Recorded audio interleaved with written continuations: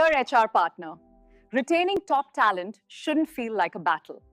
Before I share more, does anyone have a question? Yes, I do. Many companies proudly showcase great workplace certifications year after year to attract talent. But at the same time, we've seen some of them go through silent layoffs. How do we make sense of that? And if people start looking for changes in response, doesn't that risk damaging trust and fairness among employees? I also have a question.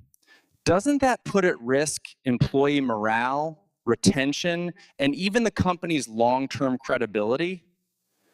These are very important concerns, and you're right, the people challenges are real, but they are also solvable.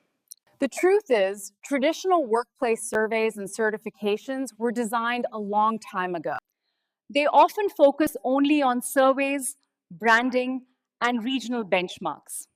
But today's workplaces face far deeper and more complex issues where sustainability, transparency, and resilience.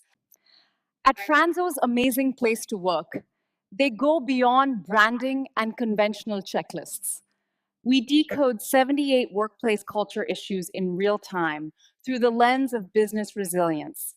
This helps leaders and employees stay aligned, ensuring that trust, morale, and credibility remain strong even in the most difficult times.